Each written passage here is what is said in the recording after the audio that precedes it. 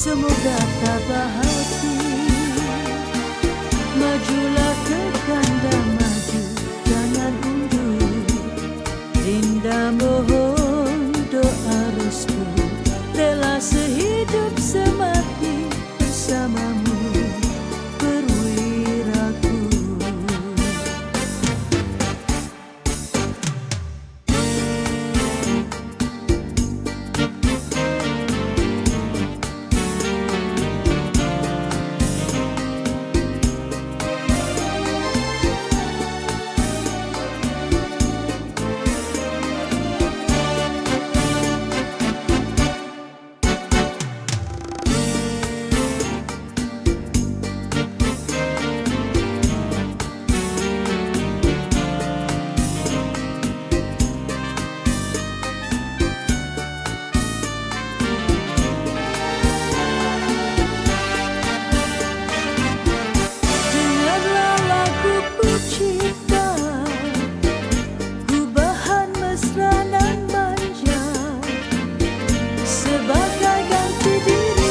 Bersama kau berbakti untuk ibu pertiwi,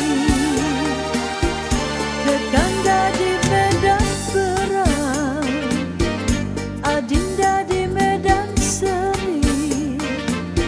Sama-sama berjuang, sama-sama berbakti, semoga tabah hati. Majulah ke kanda maju, jangan undur. Dinda mohon doa restu, rela sehidup semati bersamamu, perwiraku.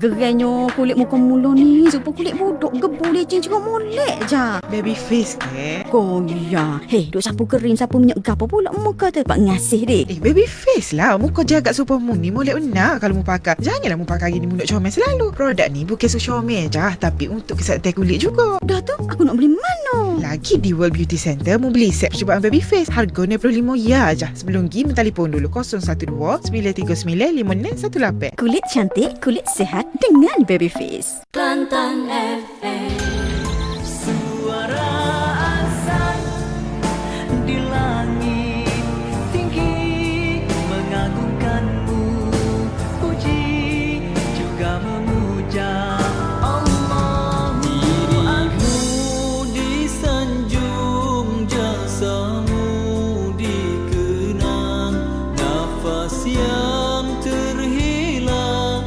demi Tuhan yang Esa. Hai, Wama. Aku buat jogging. Mari singgah dulu minum teh tarik si Ubi. Waduh ni. Nak sihat kena exercise. Makan minum pun kena jaga. Demo ni asyik duk minum hok mani-mani je. Bahaya. Tak takut kerak kaki ko? Takut, tapi... Berubuh lah, Mek. Amalkan ni. Teh kunyit itik. Tubuh lebih segar daripada tenaga. Tambah pula dengan kapsul pria. Bolehlah kita jogging sekali lepas ni. Pak nak beli mana? Di World Beauty Center, Diamond Cream DP IPK Kota Baru. Telefon 012 939 5618. Okey, beli lalu. Jahit manik tu cucuk jarum. Assalamualaikum. Keluar pagi, balik malam. Waalaikumsalam. Bunga melo, bunga raya. Saya nak produk paling istimewa. Buah petola, buah pria. Inilah dia. Rumah terbakar nampak asap-asap keluar berkepul-kepul. Inilah dia, memang tak silap produk hebat. Jus Nusantara Gold. Amalkan jus Nusantara Gold, penghulu segala produk. Pastikan satu keluarga satu jus Nusantara Gold, penghulu segala produk. Assalamualaikum kepada para pendengar. Jus Nusantara Gold keluaran Almas Beauty and Health mengandungi 1001 khasiat dalam membantu menangani pelbagai masalah kesihatan. Bak kata pepatah, mencegah lebih baik dari mengubati. Oleh itu, mari kita ambil langkah proaktif dengan mengamalkan jus Nusantara Gold keluaran Almas Beauty and Health. Jus Nusantara Gold dihasilkan dari bahan-bahan berkualiti yang diformulasikan dari ibu pati herba seperti madu, kurma, delima, habatus sauda dan herba-herba tempatan seperti lempoyang, halba, ibu kunyit, sirih, cekur dan banyak lagi. Jus Nusantara Gold tanpa gula, Manisnya dari madu, delima dan kurma. Bahan-bahan yang terkandung dalam jus Nusantara Gold ini kaya dengan antioksida dan telah diamalkan sejak turun-temurun. Amalkan jus Nusantara Gold setiap hari bagi membantu kesihatan anda dan membantu anda bertenaga seharian. Jus Nusantara Gold keluaran Almas Beauty and Health baik untuk seisi keluarga dan ianya sesuai diamalkan oleh semua golongan. Para pendengar boleh dapatkan jus Nusantara Gold keluaran Almas Beauty and Health hari ini di semua toko jamu dan farmasi berdekatan. Bagi sebarang pertanyaan, boleh terus hubungi kami di talian 019 212 2005. Saya ulangi, 019 212 2005. Dapatkan jus Nusantara Gold keluaran Almas Beauty and Health sekarang juga. Pastikan satu keluarga, satu jus Nusantara Gold. Jus Nusantara Gold, penghulu segala produk. Senyum manis berseri-seri, nampaklah sihat dan senang hati. Sekali ku pandang macam muda lagi. Apa rahsia? Jaga makan dan rajinkan diri, senaman ringan sehari sekali. Janganlah lupa minum setiap hari jus Nusantara Gold. Amalkan jus Nusantara Gold, penghulu segala produk. Ruangan Ilmu Agama setiap hari dari pukul 6.10 petang sehingga 7 malam. Selami Ruangan Interaktif Agama hanya di Kelantan FM. Assalamualaikum dan selamat sejahtera pendengar-pendengar setia Kelantan FM. Kini anda bersama dengan saya Jimmy menerusi segmen Selekta dan sebentar tadi anda ditemani oleh Cik Su kita. Jadi pada petang Jumaat lah seperti biasa anda akan bertemu dengan saya lah. Dan saya akan menemani anda sehinggalah pukul 9 malam nanti. Dan hari ini adalah hari Jumaat 24 Januari bersamaan dengan 28 Jamadil Awal 1441 Hijriah. Dan Alhamdulillah pada petang yang indah ni juga kita sekali lagi kita berpeluang untuk menimba ilmu akhirat bersama-sama dan menerusi Ruangan Interaktif Agama Fardu Ain. Dan pada hari ini juga ya kita ditemani oleh ustaz pilihan kita iaitu Ustaz Abdul Sattar Muhammad dan yang merupakan pensyarah IPG Kampus Kota Baru. Tapi sebelum kita bersama dengan beliau ya untuk peringatan kita bersama waktu solat fardu maghrib bagi zon 1 negeri Kelantan hari ini adalah pada pukul 7.20 malam, manakala zon 2 7.23 malam dan Besut Setiu Terengganu 7.19 malam. Sambil-sambil sementara kita menunggu masuknya waktu maghrib, jom kita terus bersama dengan beliau. Hai, Assalamualaikum Ustaz. Waalaikumsalam warahmatullahi wabarakatuh. Apa khabar Ustaz? Alhamdulillah. Ceria ya hari ini. Ya. Alhamdulillah. Hari ini dia tak ada hujan hari ni. Oh, tak ada hujan. Oh, itulah senyumnya kering. Apapun terima kasih banyak Ustaz sebab sudi datang ke Konti Kelantan FM hari ini. Jadi untuk setiap kali kita bertemu ni mesti memang rasa seronok je lah. Ya, sebab tengok Ustaz ni mesti ada benda nak bawa topik best ni kan. Jadi untuk hari ni topiknya apa Ustaz? Hari ni biarlah rahsia. Biarlah rahsia. Ni topik pun main rahsia bahaya ni. Kita rahsiakan topik hari ni. Okey, jadi topiknya adalah biarlah rahsia kan Ustaz. Jadi memang menarik ni. Jadi sebagai permulaan mukadimah kita pada hari ini, mohonlah Ustaz memberi pencerahan mengenai topik kita pada hari ini iaitu biarlah rahsia. Silakan. Terima kasih Jimmy. Assalamualaikum warahmatullahi. Alhamdulillah. Alhamdulillahi rabbil alamin. Segala puji bagi Allah, Tuhan pentadbir semesta alam. Nahmaduhu wa nasta'inuh. Kita puji dia dan kita mohon pertolongan dengannya. Wa nastahdihi wa nastaghfiruh. Kita mohon petunjuknya dan juga kita mohon keampunannya.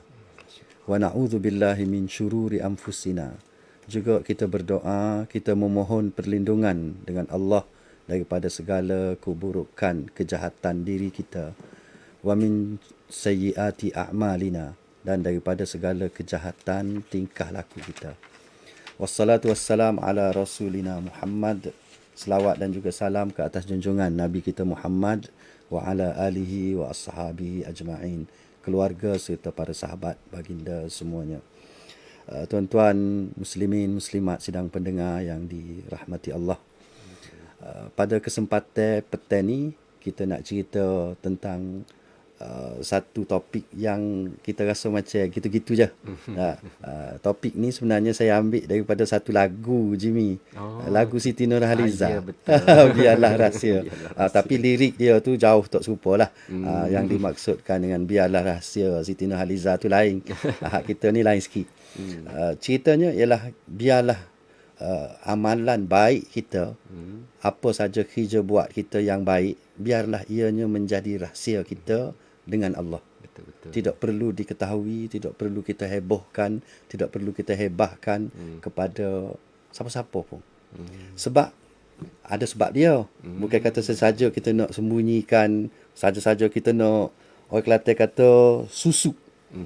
Kita kena susuk ni bukan kerana kita nak susuk, tapi ada hadis Nabi SAW.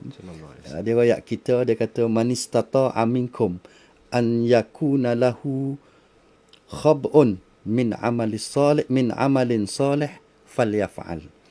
Siapa-siapa saja di antara kamu yang boleh untuk nak ada ada amalan-amalan baik yang tersembunyi, maka Nabi kata lakukanlah. Kalaulah kita mampu untuk nak sembunyi kerja buat kita hak baik, maka kalau ada gitu, Nabi kata teruskanlah, lakukanlah, sembunyikanlah amalan kamu. Sebagaimana kita sembunyikan keaiban kita, keburukan kita, tak ada orang dia nak sebarkan keburukan dia. Begitulah seboleh-bolehnya, setara mana kita boleh susuk, kita boleh sembunyikan amalan buruk kita, tabiat buruk kita, maka macam itulah seelok-eloknya kita sembunyikan amalan baik kita. Apa sebab tu? Apa sebab dia? Sebabnya ialah amalan baik ni kita akan persembahkan kepada Allah. Satu hari nanti kita akan persembahkan kepada Allah. Biarlah kita dengan Allah. Orang katakan biarlah rahsia ni kita dengan Allah saja. Betul. Ada benda yang kita boleh tunjukkan, bukan kata nak sembunyi-sembunyi terus. Tapi ada benda-benda yang boleh kita tunjukkan. Tapi yang baiknya, amalan-amalan baik ni maksud dia amalan-amalan yang menjadi terutamanya amalan-amalan sunat lah. Ibadat, terutamanya ibadat-ibadat sunat. Sebab tu kalau kita semaya sunat contohnya kan, semaya sunat kalau di rumah jauh lebih besar pahala dia, lebih tinggi darjat dia daripada kita semaya di masjid. Kecuali semaya tahiyatul masjid. Tu tak boleh nak semaya di rumah lah tu. Tu kena semaya di masjid. Tapi sunat-sunat lain, macam kita nak sunat tahajud ke, sunat taubat ke, sunat gapo-gapo sajalah. Sebab seelok-eloknya ialah kita semaya dalam keadaan kita bersembunyi, dalam keadaan kita duduk senyap sore. Maknanya di rumah lah lebih baik. Semaya fardu ni tentu dah kita kena semaya di masjid. Ada amalan yang bersifat umum yang kena buat di tempat umum. Semaya semaya fardu, semaya jemaah. Tu memang kena buat di masjid lah. Tu bukan, tapi ada benda-bendanya yang kenapa kita nak sembunyikan. Nombor satu sekali ialah supaya kita ni nak latih diri kita supaya ikhlas dalam kerja buat kita. Bila kita sembunyikan, maka dia akan marilah, harapnya dia akan mari rasa ikhlas. Ikhlas ni ialah antara kita dengan Tuhan. Yang kita sebut lillahi ta'ala tu. Lillahi ta'ala. Ada sekali tu saya cerita-cerita gini, ada orang tanya, dia kata apa maksud lillahi ta'ala? Lillahi ta'ala kalau ikut apa kita panggil terjemahan sebiji-sebiji ialah untuk Allah. Ataupun kerana Allah. Kerana Allah. Jadi kerana Allah tu gapo maksud kerana Allah? Satunya kerana Allah suruh.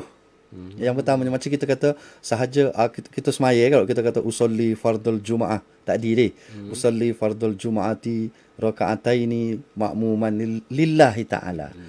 Aku semaya fardu jumaat 2 rakaat kerana Allah. Kerana Allah gapo? Kerana Allah suruh. Kalau Allah tak suruh, tak payah semaya kita. Betul. Buat apa kita nak semayanya? Kita duk semaya tu kerana Allah suruh.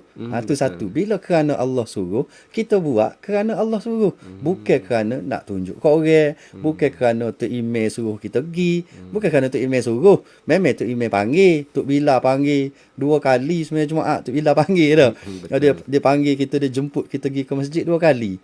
Jadi bukan kerana Tok Bila panggil kita pergi, tapi kerana Allah suruh. Jadi bila gitu, hak tu ibadat-ibadat umum lah. Ibadat yang kita kena buat depan orang. Ibadat yang khusus, ibadat yang kata sunat ke apa semua ni, kita boleh buat sembunyikan kebaikan kita. Ada hadis Nabi kata orang yang paling baik, orang paling bijak ni ialah dia sembunyikan amalan dia. Bila dia sedekah dengan tangan kanan, tangan kiri tak tahu pun. Nah, tangan kiri tak tahu pun. Maknanya kita boleh ukur lah. Cuba kita ukur diri kita. Kita cuba ukur diri kita sebanyak mana kita dapat sembunyikan amalan baik kita. Kita sembunyi dengan anak-anak isteri kita. Kita sembunyi dengan rakan-rakan kita. Sebabnya perangai manusia ni, dia suka kalau kita buat baik, kita royak kat orang. Supaya orang puji kita. Boleh katakan hampir semua manusia lah yang suka apabila dipuji. Betul. Jadi nak suruh orang puji, kita kena royak lah. Kita buat baik. Oh, tadi saya pagi tadi pergi sini. Nampak orang tu susah. Oh, kesian tengok dia. Saya hola dia 10 riyal. Kita bagi tahu dah. Orang kata bagus mu. Kalau aku 10 riyal tu baik aku pergi kedai makan nasi belauk. Oh, macam-macam dah aku boleh makan. Tapi mu bagus. Hak tu kita nak sebenarnya. Asalnya kita buat tu mungkin ikhlas. Tapi bila kita bongkarkan, kita royak kat orang. Kadang-kadang kita royak tu kerana nak jadikan contoh. Ada juga kita kata dah. Jadikan contoh. Tapi lama-lama dia jadi sedap. Bila orang puji kita, sedap. Orang Kelantan kata ada satu makan ni yang yang sedap lah makan ni, iaitu makan pong. Makan pong. Makan pong ni ialah makan puji. Makan pujian. Bila orang puji kan, macam orang pam tayar. Itu pam dia pam tu dia terik kan. Maknanya kita orang biasanya gitu lah. Makin dipuji dia rasa makin terangkat lah. Maknanya lepas tu akhirnya dia akan angin bila masuk banyak dalam tayar pecah. Gitu juga. Kadang-kadang bila kita ni orang puji kita akan jadi lupa diri. Kita akan jadi rosak lah akhirnya. Asalnya perbuatan tu yang kita buat tu baik. Tapi bila kita dah termakan dengan pong tu, di pong, terik ngening kita, akhirnya pecah. Jadi tu itulah rasanya apa yang saya nak cerita mengenai biarlah rahsia ni. Maknanya biarlah amalan baik kita, kerja buat kita baik, biarlah menjadi rahsia di antara kita dengan Allah. Supaya sebab ada beberapa kebaikan sebenarnya. Dengan kita merahsiakan amalan baik ni, ada beberapa kebaikan. Yang pertamanya, bila kita sembunyikan kerja buat baik kita, dia akan menghindarkan kita daripada penyakit sum'ah. Sum'ah. Ada satu penyakit dalam diri kita ni yang perlu kita hindar, yang perlu kita buai, ialah penyakit ni nama dia sum'ah. Sum'ah ni dia bunga-bunga kepada syirik. Bahaya. Bunga kepada syirik. Syirik ni maksudnya mempersekutukan Allah. Tidak kerana Allah tapi ada kerana lain. Tu dia panggil syirik. Syirik yang tersembunyi. Jadi kalau kita duduk perang ataupun kita duduk lock, kita biarkan penyakit sum'ah ni ada dalam diri kita, akhir sekalinya dia akan membawa kepada syirik. Bila syirik ni adalah dosa besar. Dosa paling besar syirik lah. Sama ada syirik hak terang-terang, syirik yang jelas, iaitu kita ambil Tuhan lain sebagai Tuhan juga selain Allah. Allah kita kata Tuhan juga, tapi benda-benda lain, pokok kayu besar ke, pokok-pokok yang berpuaka ke, kita rasa benda-benda misteri, itu juga mempunyai kuasa lebih kurang Tuhan, maka tu syirik besar lah. Syirik kecil yang ada dalam diri kita yang perlu kita buat ialah sum'ah. Apa dia sum'ah ni, Jimmy? Sum'ah ni ialah dia suka kalau orang puji. Kita buat sesuatu yang baik, kita bagi tahu orang. Lepas tu ataupun kita suka orang dengar kita buat baik. Sum'ah ni asal daripada dengar. Sami'ah, dengar. Maksudnya biar orang dengar kerja baik kita. Kalau kita ni ada macam gini, kita duduk ceramah ni, memanglah ceramah ni nak suruh orang dengar. Ni tak termasuk sum'ah ni. Tapi kalau nak suruh orang dengar, lepas tu bukan nak dapatkan kebaikan daripada apa yang kita royak, tapi nak suruh orang kata hebat mu. Mu ni hebat. Ilmu mu ni banyak mu ni. Nak suruh orang puji gitu. Tu penyakit sum'ah nama dia. Kita buat kerja sebagai DJ contohnya. Memang bila kita bercakap nak suruh orang dengar. Dan kita siap iklan lagi. Saya iklankan. Saya nak mari di radio Petang ni. Saya iklan kepada kawan-kawan suruh pakat dengar. Tapi bukan suruh dia mendengar kemudian mereka puji saya. Tapi nak suruh dia mendengar, ambil apa yang baik, amalkan. Hak buruk tu royak kita balik. Apa mu royak gini-gini, tegur kita balik. Gitu juga kalau DJ pun saya rasa gitu juga. Nak DJ apa nama macam Jimmy, nak suruh kalau boleh satu Kelantan dengar. Satu Kelantan dengar Jimmy cakap dari radio. Tapi bukan untuk orang puji Jimmy. Ya, betul. Betul tak? Bukan kita nak suruh orang puji kita, tapi nak suruh apa yang kita sampaikan tu manfaat untuk semua orang. Betul. Sebab sesuatu kebaikan yang kita buat dan yang kita bagi tahu diamalkan oleh orang lain, maka orang yang mengamalkan tu boleh pahala. Kerana kita royak juga kita dapat pahala sekali. Maknanya setiap kebaikan yang kita sebarkan, orang lain amalkan kebaikan itu kerana kita yang menyebarnya, maka kita juga akan dapat insya-Allah kebaikan itu. Jadi tu, kalau lagu tu tidak sum'ah, tapi kalau buat amal, kita buat satu kebaikan, tapi kita jaja, kita viralkan ke seluruh maya ni supaya orang puji kita, itulah penyakit sum'ah yang membawa kepada syirik. Jadi sebab itulah biarlah rahsia kebaikan yang kita buat, biar jangan orang dengar. Biar isteri kita pun tak tahu yang kita ni ada melakukan kebaikan. Anak-anak kita pun tak tahu, supaya mereka tidak puji kita melambung-lambung sehingga kita akhirnya jadi syirik kepada Allah. Asalnya lillahi ta'ala, tapi bila ada orang puji dia jadi melencong ke lain. Tu faedah pertama, biarlah amalan rahsia kita, amalan baik kita tu biarlah ianya menjadi rahsia. Yang kedua, kebaikan yang kedua atau faedah yang kedua untuk kita merahsiakan amalan baik kita ni ialah kerana amalan yang tidak dilihat orang jauh lebih besar pahala daripada amalan yang orang nampak. Sebab bila orang nampak tadi dia akan membawa kepada melencongkan tujuan kita, asal kita. Tujuan asal kita tu jadi melencong. Maknanya sebab tu banyak hadis-hadis perkara-perkara sunat yang kita nak buat, baik kita buat di rumah. Buat semaya sunat ke apa, kita di rumah nak zikir, nak ngatik, kata buat di rumah, ngatik di rumah. Ngatik di rumah, berzikir di rumah, nak beribu ratus ribu tak ada masalah. Jadi hindarkan diri daripada orang puji kita kerana kebaikan kita tu. Tu yang kedua.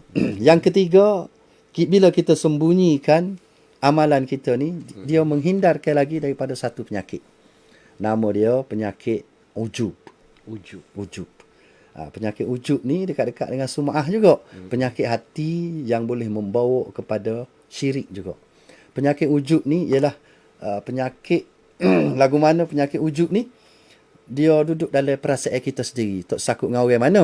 Kita sendiri bila kita semaya, contohlah kita semaya, lepas tu kita rasa oh hebat aku boleh semaya, orang lain tengok tu duk buah pergi masjid, duk buah, duk kecek gapo dak. Tengok aku ni mari masjid semaya lalu. Maknanya kita rasa diri kita hebat. Oh aku ni hebat sungguh. Tak suka boleh puasa hari Isnin, boleh puasa hari Khamis.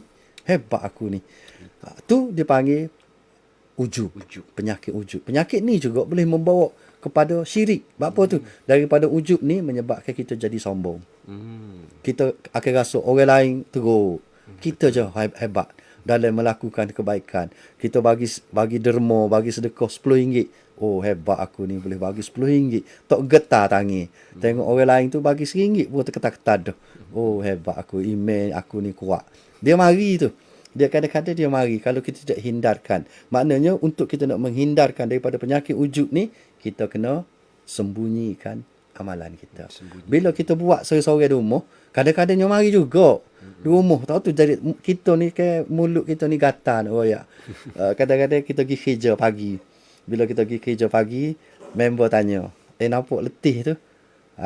Kita terus berasa nak royak. Oh, semalam bangun awal. Oh, semalam tahajud boleh 30 rakaat malam.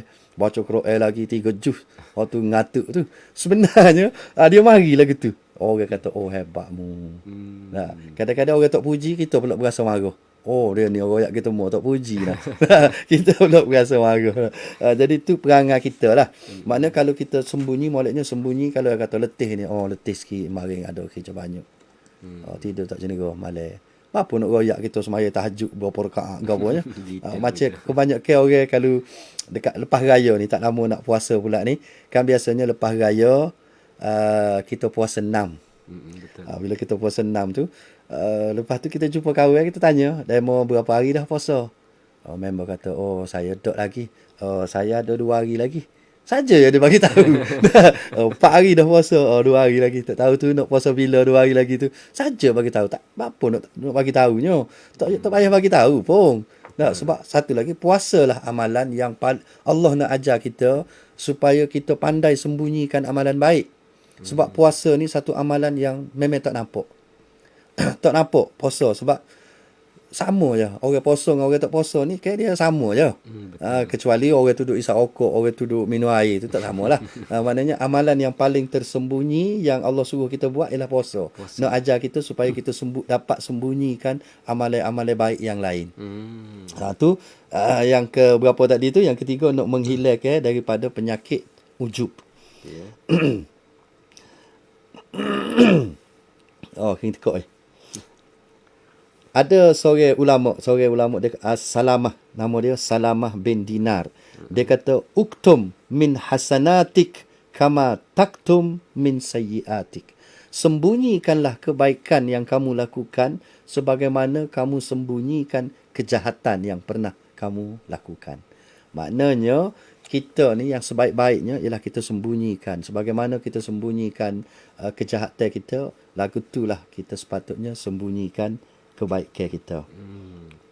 Satu lagi yang keempat, amal soleh yang tersembunyi ni akan melatih kita supaya kita ni mengharapkan kemuliaan, mengharapkan balasan hanya daripada Allah. Tidak daripada makhluk, tidak daripada komentar manusia.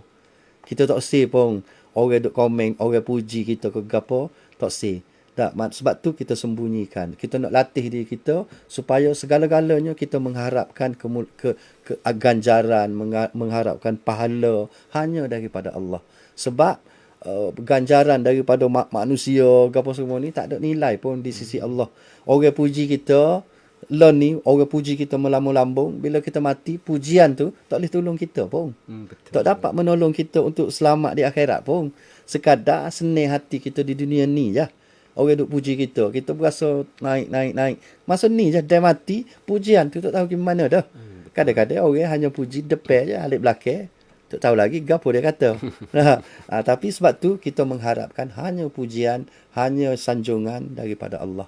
Bila Allah sanjung kita, bila Allah puji kita, maknanya pasti confirm kita akan selamat di akhirat esok.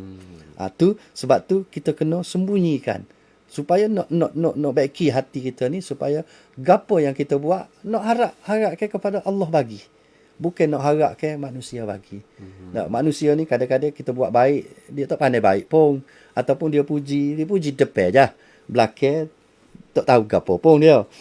Tu yang yang keempat ni. Yang kelima, seorang ni dia kata menyebabkan seorang ni menjadi bahagia. Kebahagiaan kita dapat kecapi kebahagiaan yang hakiki, kebahagiaan yang sebenar apabila kita menyembunyikan, kita susut segala amalan baik kita. Sebab apa? Sebabnya penghormatan dan pujian tu kita sepatutnya tadilah kita hanya menunggu pujian dan penghormatan yang diberikan oleh Allah, bukan penghormatan yang diberikan oleh manusia sekeliling. Manusia dia hormat biasanya dia hormat ketika tak ada gapo-gapo, dia hormat lah kita. Silap sepatah kita kecek tau, orang maki kita paksa. Nah, baik kita macam pepatah Melayu kata lah, panas tahun kau. Hujan satu hari. Kau mana tak ingat dah. Ada panas tahun, hujan sehari. Maknanya habis dah. Panas tahun tu, hujan satu hari je, habis dah. Panas tahun, kering koteng, subuh habis dah. Gitulah kebaikan yang kita buat. Kalau kita tunjuk kat orang puji-puji, tapi cuba kita buat salah sekali, kebaikan kita akan hilang gitu ya. Orang ingatnya jahat yang kita buat sekali tu. Kalau kita mengharapkan manusia, tapi kalau kita mengharapkan dengan Allah, kebahagiaan sebenar kita akan dapat. Sebab apa tu? Kebaikan yang kita buat, Allah akan bagi ganjarannya. Bila kita buat silap sekali, Allah tidak sifat dendam. Allah tidak ada dendam, tidak ada kesumat. Maka Allah akan ampunkan dosa kita. Mungkin dengan sebab kebaikan yang banyak kita buat, salah sekali Allah akan ampunkan. Allah akan hapuskan dosa kita. Tapi kalau manusia terbalik, baik yang kita buat bertahun-tahun, mari satu kesalahan, kebaikan yang kita buat bertahun-tahun habis gitu je. Lupa habis. Yang timbulnya ialah kejahatan sekali yang kita buat tu. Jadi itulah orang kata paling kurang pun saya boleh bagi 5 kebaikan untuk kita jadikan amalan kita ini biarlah rahsia di antara kita dengan Allah saja. Ada contoh para sahabat. Ada contoh seorang satu ketika yang cerita diriwayatkan oleh Muslim. Dalam kitab hadis dia kata satu hari dalam satu peperangan ni, Nabi bila habis peperangan itu, peperangan ni kemenangan kepada orang Islam lah.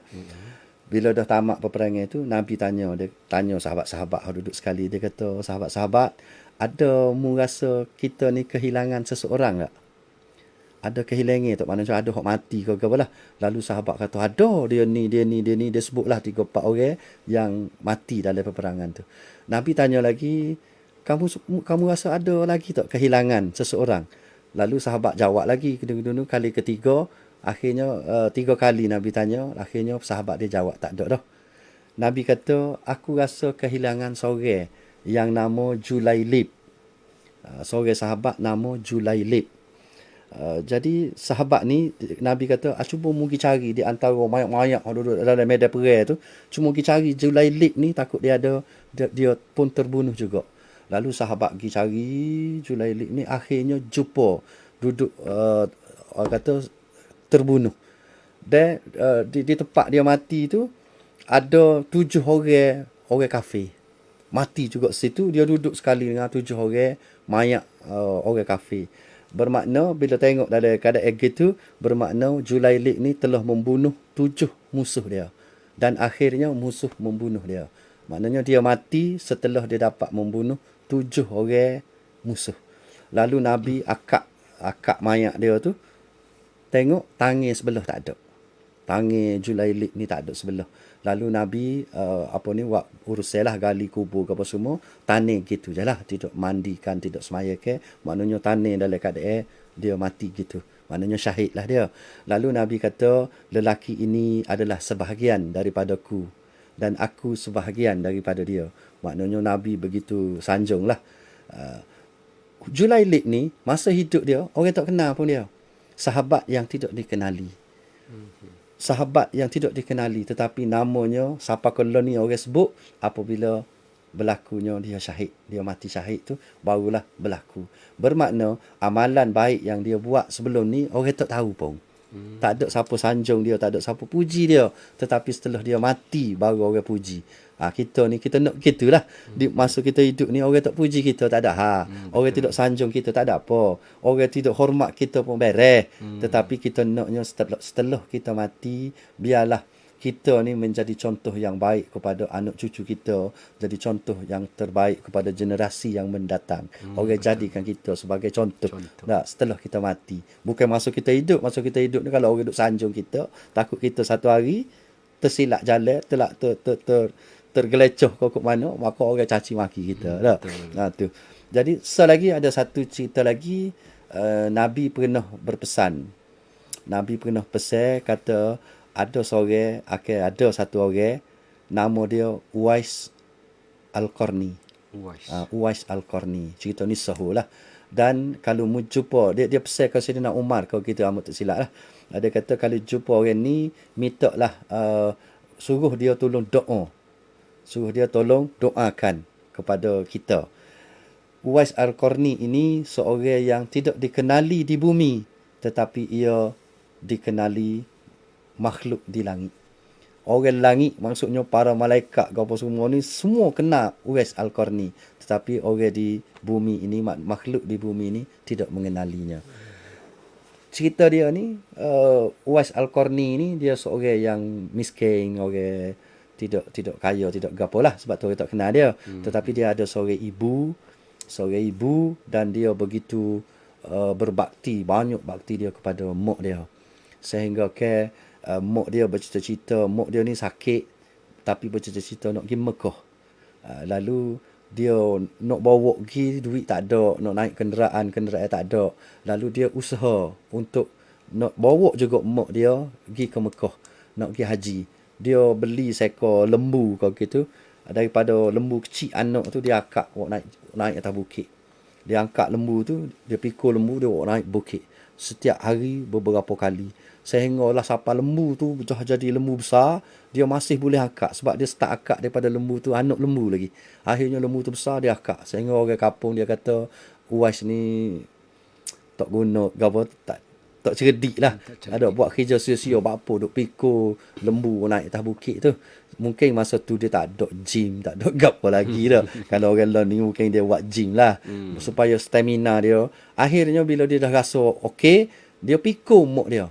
Dia dukung mak dia daripada Badui sana, daripada pada pasir sana, jauh lah dengan Mekah ni. Dia boleh pikul mak dia, jalan kaki sampai ke Mekah. Bawa mak dia. Maknanya begitu berbaktinya dia kepada mak dia. Sehingga dan dia ni juga ada penyakit kulit. Katanya penyakit sopak gitulah. Dia berdoa supaya Tuhan sembuhkan penyakit dia. Tapi dia minta tinggal sikit sebesar duit shilling di kulit dia tu sebagai ingatan dia bahawa dia ni pernah kena penyakit kulit. Dia tidak suruh sembuh semua. Maka Tuhan makbulkan doa dia.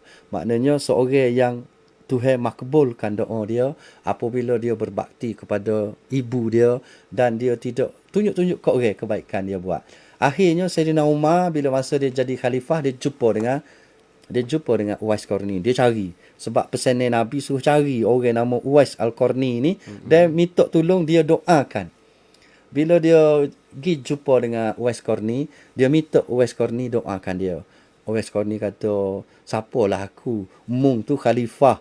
Mung tu pemerintah, ketua negara, sahabat Nabi lagi. Aku tak pernah jumpa dengan Nabi. Uwais Qarni ni tak pernah jumpa Nabi.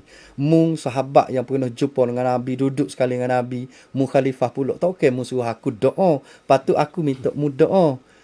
Dia kata, Umar kata, aku dengar Nabi pernah royak gini-ginilah hadis tadi bahawa seorang yang masyhur di langit tapi tidak terkenal di bumi ni. Tak popular langit, tak sehu bumi ni.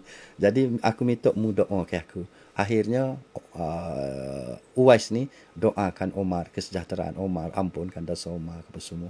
Nak ceritanya bahawa itulah kelebihan orang yang tidak nak kepada glamour, tidak nak kepada kemasyhuran di muka bumi ni atas kebaikan yang dia buat. Apalagi kalau ada orang ni saja glamour dengan kerja-kerja jahat. Oh tu memang kita tak tahulah. Kerja baik pun kita tidak disuruh, tidak digalakkan supaya menjadi seorang yang glamour. Biarlah kita glamour dengan Tuhan, biarlah kita glamour di langit. Biarlah kita tidak jadi apa-apa di bumi ni. Jadi biarlah rahsia saja amalan baik kita ni di antara kita dengan Maha Pencipta kita. Masya Allah, Alhamdulillah. Itu dia sedikit pencerahan daripada Ustaz terhormat kita iaitu Ustaz Abdul Sattar Muhammad mengenai topik biarlah rahsia. Dan sekarang saya akan beri ruang kepada pendengar-pendengar kita untuk telefon terus ke konti Kelantan FM dan anda boleh menghubungi nombor konti Kelantan FM menerusi dengan nombor 743 3858 atau 7488 630 ya. Dan saya berharaplah agar anda boleh tanya terus ke soalan tanpa membaca ayat-ayat daripada kitab ataupun hadis-hadis yang panjang-panjang, ringkaskan. Baiklah, kita terus ke pemanggil kita yang pertama. Hello, Assalamualaikum. Waalaikumsalam. Siapa talian? Ni ibu. Pak Ni, silakan soalan Pak Ni. Assalamualaikum Ustaz. Waalaikumsalam. Sehat ke Pak Ni? Ya, soal Ustaz ni. Ya, Alhamdulillah. Masa asli ingat mana tunjuk kau yang buat baik-baik kau Ustaz. Ya, nunjuk bagi baik. Tadinya kalau kita sedekah sia 2 ria pun tak sedek banyak koran Ustaz dah. Ya, sekejap dua ya nak royak malu lah ni. Ya, ini Ustaz Amo dengar Ustaz Wes Korni tu dia tu. Ya. Yo tu orang yo biasa yo tak dengar kau kemuk dia ada. Ya. Ya selalu nak jawab dengan Nabi selalu di Mekah botak banyak sani Ya, lah. dia tak pernah jumpa Nabi. Royaknya amal dia doa dia apa kau Ustaz? Oh, doa dia. Dia pula pun ngatak ke ibu bapak dia tu. Orang lagu tu lah moga dia pun tak banyak sani lah. Ya. Dia pergilah sikit lagi. Pun tak apa paham mana sana. Ada Ustaz. Assalamualaikum. Waalaikumsalam. Ya, Uwais Al-Qarni ni saya pun tak jumpa doa dia gapanya. Cumanya dia ni memang dijamin oleh Nabi. Maknanya seorang makhluk yang tidak masyhur di bumi tapi masyhur di langit. Salah satu kerja dia buatnya ialah dia hanya berbakti kepada orang tua dia, berbakti kepada ibu dia. Sebagai tadilah dia sanggup buat apa saja untuk nak tunaikan hajat mak dia. Akhirnya dia berjaya bawa ibu dia pergi ke Mekah. Seorang yang ilmu pun tidak banyak, harta pun tak ada. Cuma ada tenaga pak kerak yang dia boleh usahakan. Dan dia ni tentu sekalilah orang yang begitu taat dan patuh kepada perintah Allah. Kalau dengan ibu bapa dia pun dia berbakti gitu lalu, tentu sekali dengan Allah tentulah dia berbakti juga. Tidak kata buat kerja apa ni saya ke mak ayah berbakti ke mak ayah siapa tak buat kerja Tuhan. Tidak gitulah. Sebab itulah doanya ini dimakbulkan. Di antara salah seorang yang doa dia dimakbulkan ialah Uwais Al-Qarni ni. Jadi kalau nak dengar cerita panjang tentang secara detailnya Uwais Al-Qarni ni kena tanya ustaz di masjid lah. Ambo pun tidak baca secara detail jadi royak ke takut ngarut pula. Dan setakat yang saya tahunya tidak ada doa khusus yang dibaca oleh Uwais Al-Qarni ni. Bacalah doa gapo pun. Yang penting nak berdoa tu, yang pentingnya kita ada modal kebaikan yang kita dah buat.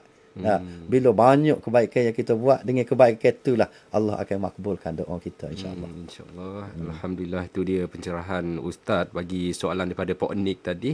Baiklah, kita terus ke pemanggil seterusnya. Hello, Assalamualaikum. Waalaikumsalam. Siapa talian? Kak Sah ni. Kak Sah. Silakan soalan ni Kak Sah. Assalamualaikum Ustaz. Waalaikumsalam warahmatullahi. Gini Ustaz, Ya. kita baca nak wisi baca Ustaz kata ke. Ya. Kita nak beri seorang ni tanya sana dah. Dia katanya si tak tahu. Ya. Bagaimana cara Ustaz? Dengar dia Ustaz dah? Ya. Macam Ustaz tanya si tak tahu. Jadi tanya sabun semua tanya okey. Ya. Dulu pamor gitu Ustaz dah. Ya. Tak boleh Ustaz dah. Ya. Assalamualaikum. Waalaikumsalam. Kak Sah ni. Beri tangan kanan dan kiri tak tahu. Itu hanya perumpamaan lah. Maknanya perumpamaannya kita buat sesuatu kebaikan tidak diketahui oleh orang-orang yang rapat dengan kita. Kita tak perlu royak lah. Royak kau bini kita. Tapi kalau royak suruh nak ajak dia semaya sekali, beres. Contohnya kita bangun tengah malam. Kita bangun tengah malam tu kalau boleh kata suruh royak lah kau isteri kita. Oh semalam aku semaya, semalam aku zikir, semalam aku gapo, musdak lah tidur. Tak perlulah gitu. Maknanya satu lagi kalau kita nak royak pun dengan tujuan yang lain tak apa. Tujuannya mu ni tidur saja bangun ketek malam-malam bertahajud. Untuk nak ajak kebaik, nak buat baik tu tak ada masalah. Tapi nak maksud tangan kiri, tangan tekanan yang memberi, tangan kiri tak tahu ni ialah supaya kita tidak mau minta pujian daripada orang. Supaya kita buat sesuatu bukanlah nak tunjuk-tunjuk kat orang. nak suruh orang puji kita, nak suruh orang akak sanjung kita, ataupun kita sedekah tu nak suruh orang sedekah balik pula kita. Tu yang dimaksudkan tangan kanan bui, tangan kiri tak tahu. Supaya nak buai hati dalam hati kita ni rasa ujub tadi, rasa kita hebat, rasa apa nama ni satu tadi tu apa nama sum'ah. Sum'ah dan juga riak lagi. Riak ni memang nak tunjuk kat orang terus lah. Semaya ni saja nak tunjuk kat orang, sedekah saja nak tunjuk kat orang, bawa gapo tu cek hok besar pitu tu dah tunjuk nak oyaknya kita ni bagus, nak oyak kita baik.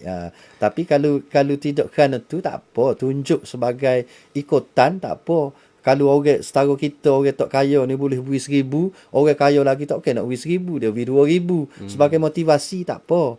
Kita buat kebaikan, tunjuk sebagai motivasi kepada orang lain untuk buat, tak apa. Tapi hak tak bolehnya, tunjuk kerana minta puji. Itu tak boleh. Betul. Wallahualam. Masya Allah. Semoga pencerahan Ustaz tadi boleh menjawab persoalan Kak Asah kita tadi. Jom kita terus ke pagi seterusnya. Hello, Assalamualaikum. Waalaikumsalam warahmatullahi wabarakatuh. Waalaikumsalam. Kak Uwe Kamariah. Kawan Kamariah di Pasimas. Ya. Okey, silakan soalan Kak Uwe. Assalamualaikum Ustaz. Waalaikumsalam warahmatullahi. Berkenan ni saya ada baca satu hadis yang berkenaan dengan ciri orang mukmin. Ya. Dia berkata qala Rasulullah sallallahu alaihi wasallam idza taratka hasanatuka fasa'atka sayyi'atuka fa anta mu'min. Maksud dia kan itu?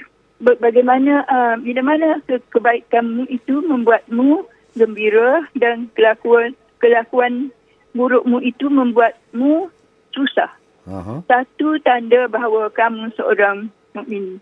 Itu kan betul? Ya.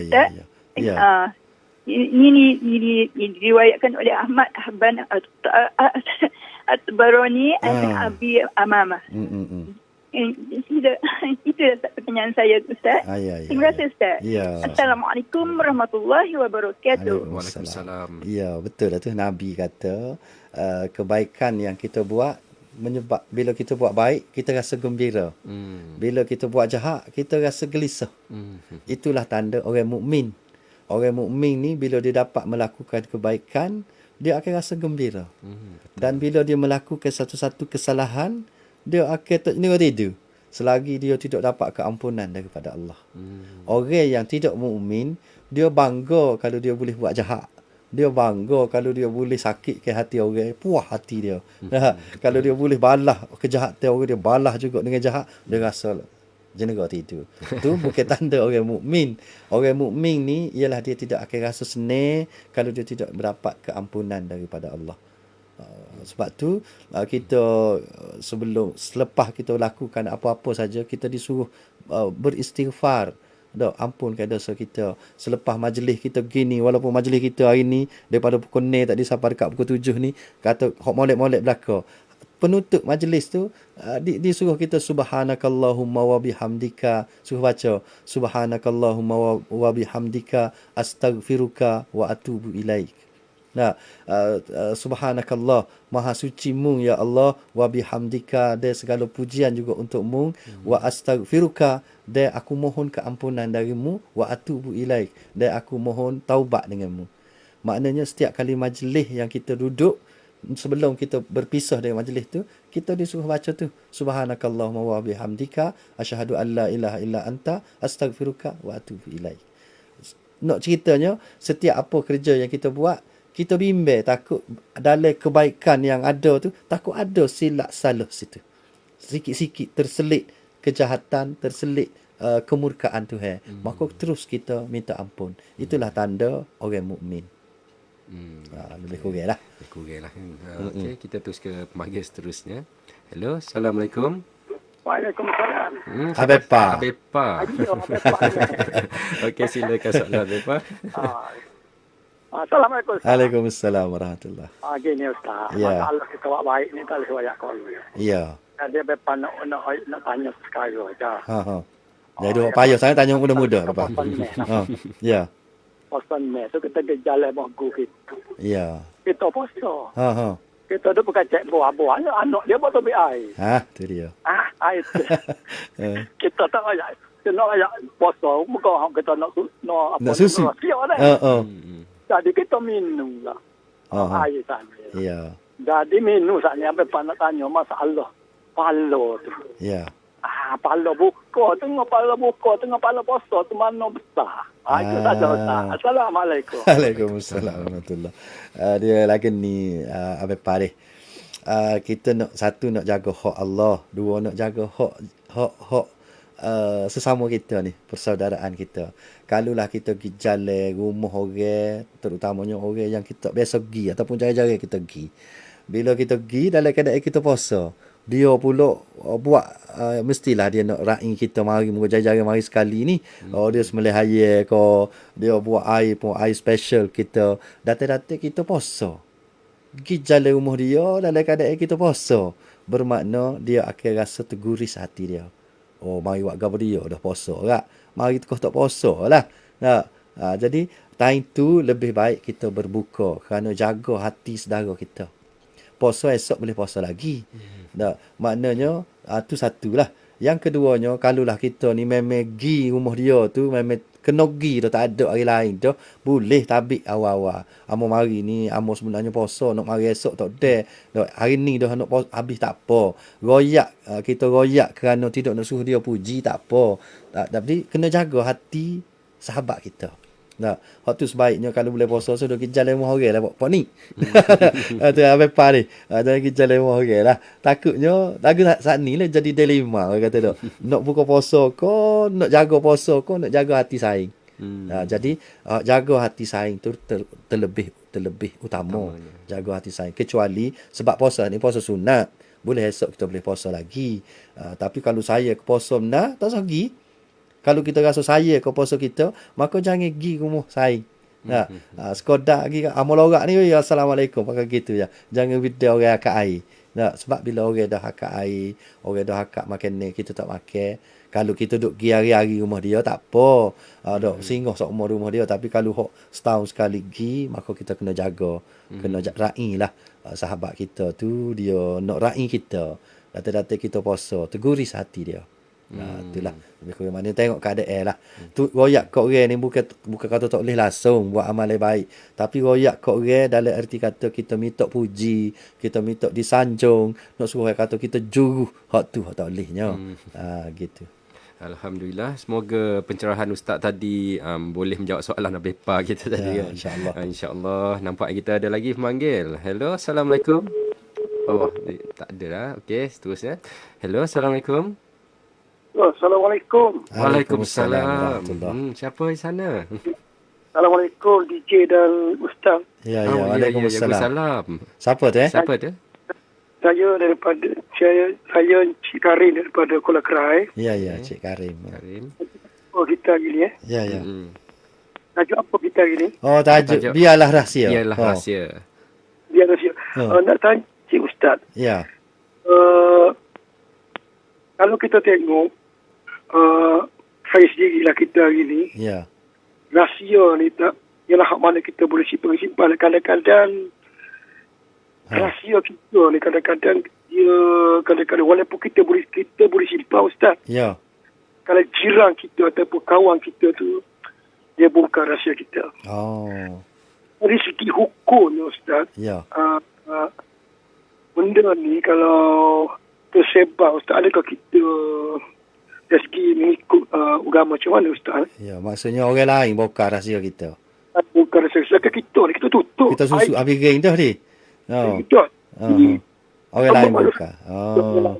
Kada saya kita ke apa kan? Ya. Dia pun tidak seluahnya kadang-kadang dia bongkar sikit-sikit kan tersebar. Ya. Ya, pandang Ustaz lah ke mana macam ni? Ya. Terima kasih. Okey, Cik Karim dah. Tak apa, dia lagi tajuk sikit tu. Tak apalah. Biasanya rahsia kita ni ialah rahsia keaiban kita. Kita background kita masa kita muda, kita rahsiakan. Tak ada orang hok jurus tak bodoh ni. Daripada budak mungkin kita nakal, kita tolu, masuk alam sekolah, kita tolu, kita nakal, banyak melakukan benda-benda tak sepatutnya di alam remaja kita. Maka bila kita tua, kita sembunyikan, kita rahsiakan benda ni. Anak-anak kita tak royak kata kita duk bapak abah dulu jahat, kita tak royak gitu. Kita sembunyikan. Tiba-tiba rakan kita hok masa sekolah sekali dengan kita, dia pula pergi buka rahsia. Buka rahsia maksudnya buka keaiban kita. Dia buka sikit apa dah. Oh, dia tu tak juru mana tu. Dulu sekolah dengan aku ni, biasa duk curi pauh, curi mangga kawan-kawan. Dia buka rahsia tu. Bermakna kita tak ada masalah sebab kita dah sembunyikan. Orang lain buka keaiban orang, bermakna siapa dia yang membuka keaiban seseorang, Allah akan buka keaiban dia di akhirat esok. Lagu itulah hukum dia. Siapa-siapa yang membuka keaiban orang di dunia ni, maka di akhirat esok Allah akan buka keaibannya. Di depan seluruh manusia yang ada berlaku, dibuka keaiban dia. Lain ni kalau kita buka keaiban orang sekadar seorang dua je tahu. Orang sekeliling kita je tahu. Bila Allah buka keaiban kita di akhirat esok, satu dunia tahu. Jadi begitu juga kalau kita dapat menutup keaiban orang, Allah akan tutup keaiban kita di akhirat esok. Sebab kita ni mesti ada aib belaka. Setiap orang ni alim secara mana, hebat secara mana pun, dia akan ada keaibannya yang disembunyikan. Sebab tu kita kena sembunyi aib kita ni. Kita boleh jalan berlengger ni, kata tak, kita pakai baju. Betul tak? Kalau Jimmy, bayangkan Jimmy tak pakai baju, tak pakai seluar, boleh tak Jimmy nak jalan belengger? Tak boleh. Jadi nak ceritanya bahawa kita selesa hidup di dunia ni, orang tegur kita, kita boleh tegur orang. Sebab kita sembunyikan keaiban kita ni. Sebab tu Allah tak jadikan dosa itu ada bau. Kalaulah dosa ni bau, macam kita makan petai, bau haring dia. Kalau kita buat dosa, datang satu bau dosa tu, tak ada siapa nak rasa rapat dengan kita. Maknanya kita sembunyikanlah dosa kita seboleh-bolehnya, dan kita mohon ampun dengan Allah. Ketelanjuran kita masa muda dulu, ketelanjuran kita masa remaja dulu, kita minta Allah ampunkan. Sembunyikan, tak perlu kita sebar-sebarkan. Dan kalau ada orang sebarkan, maka orang itulah dia menanggung. Dialah menanggung. Dan kita maafkanlah dia. Ikut dia lah. Itu dia, Alhamdulillah. Terima kasih atas pencerahan oleh Ustaz untuk soalan Encik Karin kita tadi kan. Semoga terjawab lah soalan tadi. Dan kita pergi ke pemanggil seterusnya. Hello, Assalamualaikum. Assalamualaikum. Waalaikumsalam. Puan ni ambil nah. Puan ni sekali lagi. Dua kali pun. Ya, tak apa. Ngelah Puan ni, ngelah. Ya. Masuk Jawi lah. Gini Allahumma qtin lana bi husnil khatimah. Wala tati ala nabi su'il khatimah. Rabbana zalamna abkana. Cakap dulu. Anak balik bahasa Jawi. Amun pun anak dengar sini. Assalamualaikum. Waalaikumsalam. Dia minta translate doa. Allahumma khtim lana bi husnil khatimah. Wahai Tuhan, wahai Allah, matikan kami, Allah makhtim lana, maksudnya sudahkan kehidupan kami ini, tamatkan kehidupan kami ini bi husnil khatimah, dengan penamatan yang baik. Tamatkan kehidupan kami ini dengan penghabisan yang baik. Maknanya husnul khatimah, minta Allah mati ke kita dalam keadaan mati yang baik. Wala takhtim alaina, dan ya Allah, janganlah kamu matikan kami, akhiri hidup kami ini bisu'il khatimah, dengan ending yang jahat, dengan penamatan yang jahat. Itu doa yang sangat baik bagi kita orang-orang tua ni. Nak mati, nak mari bila-bila masa ni, kita doalah ni, Allahumma khtim lana bi husnil khatimah. Wahai Tuhan, matikanlah aku ni dalam keadaan kematian yang baik. Wala takhtim alaina bisu'il khatimah, dan janganlah engkau matikan kami ini ya Allah dengan dalam keadaan kematian yang buruk. So lagi doa Pak Nik kata tadi, Rabbana zalamna anfusana wa illam taghfir lana wa tarhamna lanakunanna minal khasirin. Tak silap doa ni doa yang dibaca oleh Nabi Adam. Nabi Adam dulu bila dia buat salah dengan Tuhan, dia makan buah tu, akhirnya dia berdoa, Rabbana zalamna anfusana, wahai Tuhan, kami telah menzalimi diri kami sendiri. Maknanya dia dengan Hawa ni telah menzalimi diri dia sebab dia pergi langgar perintah Tuhan. Tuhan tak pergi makan buah tu, dia makan juga. Bila dia makan, dia menzalimi diri dia. Rabbana zalamna, wahai Tuhan kami telah menzalimi anfusana, diri kami. Wa illam taghfir lana, jika engkau ya Allah tidak ampunkan dosa kami, lanakunanna minal khasirin, pasti kami ni akan menjadi orang golongan orang-orang yang rugi. Kalau Tuhan tak beri keampunan, confirm lah kita ni rugilah. Tu doa, kalau tak silap hamba, doa yang dibaca oleh Nabi Adam dulu. Okey, Alhamdulillah. Semoga huraian ringkas tadi boleh menjawab soalan Pok Nik kita kan. Dan ni kita hak terakhir lah kiranya. Okey. Hello, Assalamualaikum. Hello. Ya. Siapa Italian? Saya ni Haji Muhammad daripada Kapal Palu Pituge ni. Ya. Haji Muhammad. Nak tanya Ustaznya. Assalamualaikum Ustaz. Waalaikumsalam warahmatullahi. Silakan. Apa nama ni, masalah nak susuk, masalah poson ni tadi tu. Ya. Masalah poson ni kita kadang-kadang tu itu jadi suara bekok pun ada. Ya. Jadi kadang-kadang bila orang tanya kita dia mau start dah ke puasa. Jadi kita nak royak start, takutnya nak nunjuk. Jadi kita kata Alhamdulillah mula dah. Berapa hari dah? Dia kata masuk 4 hari ni dah. Jadi tak jadi nunjuk kali lagu tu. Ya. Dia gini je Haji. Maknanya kalau kita tu tidak niat kata nak nunjuk, dia tak jadi nunjuk lah. Hak jadi nunjuk ni hak saja-saja letih kahwin hari ni, kahwin ngelah dah hari ni. Hak tu hak orang tak tanya, tapi kita beroyak. Tu memang nak pergi kepada nunjuk lah. Tapi kalau orang dah tanya kita puasa ke hari ni, Alhamdulillah puasa lagi setakat ni. Kata Zimina pun nunjuk tu. Kita ada bahasa dia kan. Puasa ke hari ni, puasa lagi setakat ni, tak kira tak tahulah. Maknanya nampak ada lain sikit dah. Dia kata berapa hari dah puasa? Adalah sehari 2 gitulah. Moga tukar-tukar rajin puasa, tak rajin gadak. Gitu. Moga bagi sunat kan. Mana tidak perlulah bersungguh sangat. Kahwin 4 hari dah. Demo mana? Demo baru 2 hari berat demo. Kahwin raya sehari dah. Lepas hari tu kat kahwin puasa selalu. Tak puas hati kalau tak puasa. Tu nampak nak nunjuknya. Maknanya kita lah yang tahu bahawa kita royak tu kerana nak tunjuk ataupun memang nak bagi info sengoti. Hanya nak bagi info, tak ada masalah. Bukanlah mesti kata susuk ni kak susuk-susuknya. Tidak gitulah. Maknanya dengan niat lah sebenarnya. Wallahualam. Masya-Allah, memang terbaik sekali lah pencerahan tadi. Semoga terjawab soalan Haji Muhammad Pitugeng tadi kan. Jadi hari ni memang banyak lah orang kata rahsia bocor sikit. Bocor rahsia mengenai biarlah rahsia. Dan terima kasih banyak atas perkongsian yang Ustaz kongsikan sebentar tadi.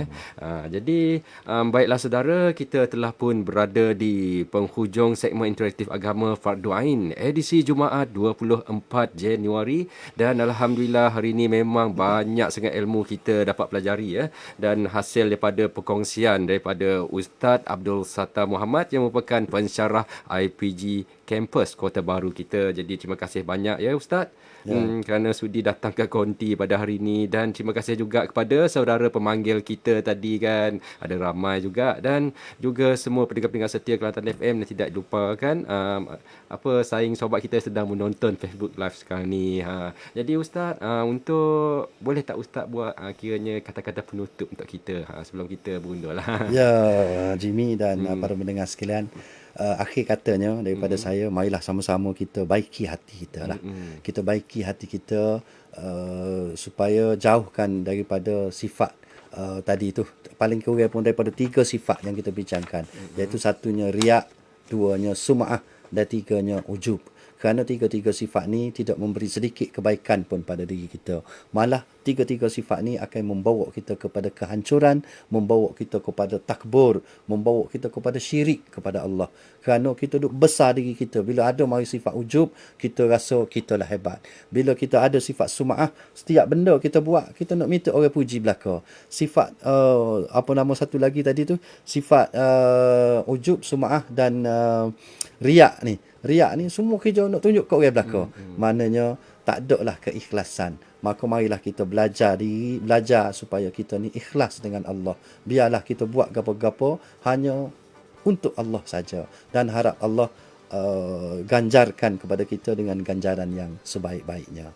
Jadi setakat itulah. Terima kasih semua. Wassalamualaikum warahmatullahi wabarakatuh.